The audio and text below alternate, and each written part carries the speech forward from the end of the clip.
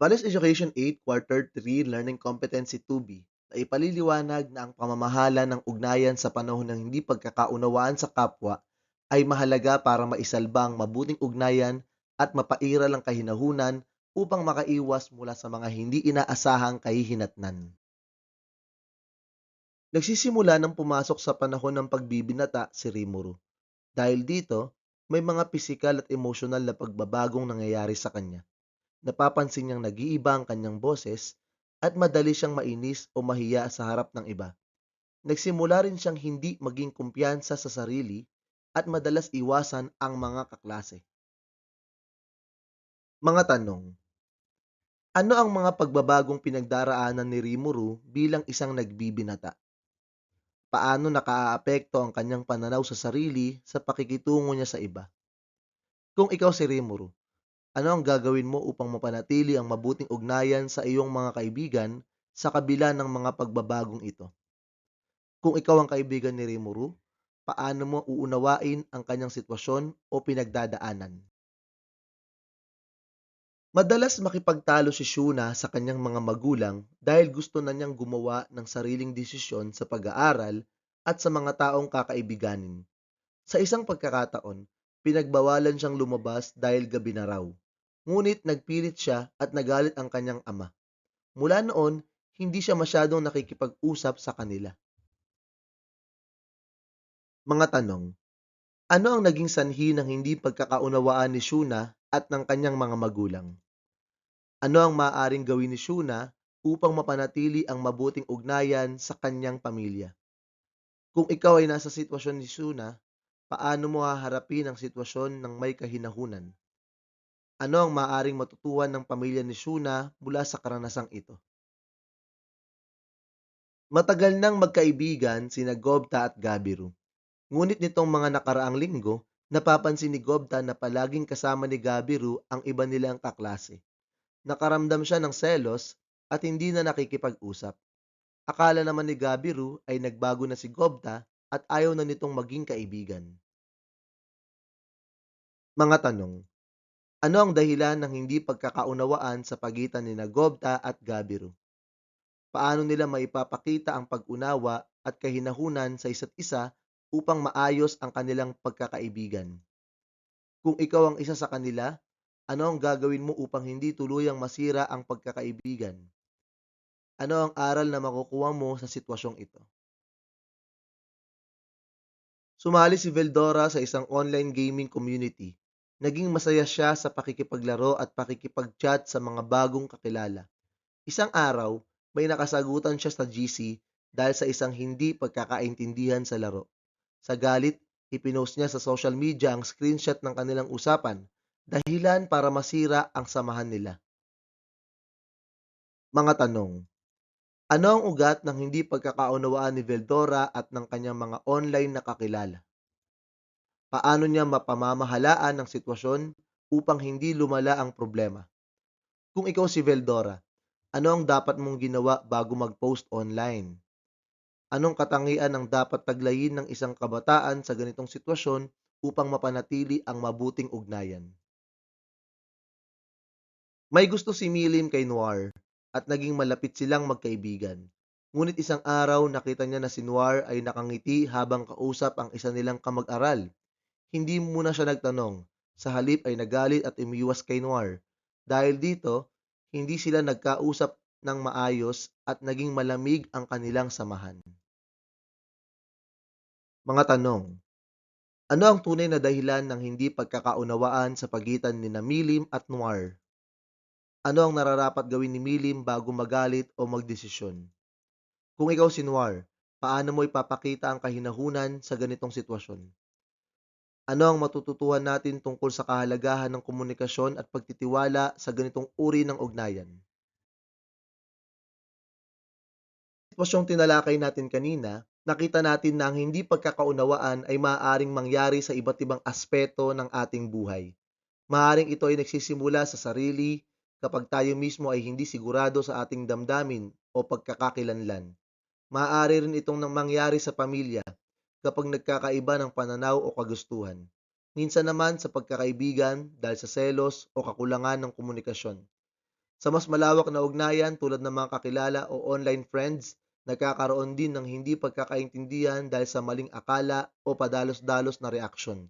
At syempre, mayroon ding mga hindi pagkakaunawaan sa relasyong romantiko, kung saan madalas nasusubok ang tiwala at pag-unawa. Lahat ng ito ay normal na bahagi ng ating pagdadalaga o pagbibinata. Pero ang mahalaga ay matutuwa natin na pamahalaan ang mga ganitong sitwasyon ng may kahinahunan, pag-unawa at paggalang. Ngayon, isa-isahin natin ang mga pinagmumula ng hindi pagkakaunawaan. Magsimula tayo sa pinakapundasyon ng lahat, ang sarili. Dahil bago pa man tayo makipag-ugnayan sa iba, kailangan muna nating maunawaan at matanggap kung sino tayo at ang mga pagbabagong pinagdaraanan natin. Sa sarili nagsisimula ang hindi pagkakaunawaan kapag nahihirapan tayong tanggapin ang pagbabago sa ating pisikal at emosyonal na aspeto. Tulad ni Rimuru, na nagdadalawang isip sa sarili at naging mahiyain sa harap ng iba. Maaaring maapektuhan ang pakikitungo niya sa kanyang mga kaklase. Sa pamilya, ang hindi pagkakaunawaan ay kadalasang nagmumula sa hindi pagkakasundo sa mga desisyon at patakaran. Halimbawa si Shuna ay nais na magkaroon ng kalayaan, pero naiintindihan din natin ang pangangailangan ng magulang na protektahan siya. Sa pagkakaibigan, maaaring mag-ugat ang hindi pagkakaunawaan sa maling akala o kakulangan ng komunikasyon. Tulad ni Gabiru at Gobta, nagkaroon ng selos at hindi nila agad na pag-usapan kaya nagkahiwalay ang loob nila. Nakakikilala tayo ng mga bagong kakilala, minsan ay nagkakaroon ng hindi pagkakaunawaan dahil sa kakulangan ng paggalang o pag-unawa sa isa't isa. Tulad ni Veldora, may tensyon na nangyari sa grupo dahil hindi agad naayos ang alitan. Kahit hindi online, kundi sa personal na interaksyon, nangyayari din ang bagay na ito.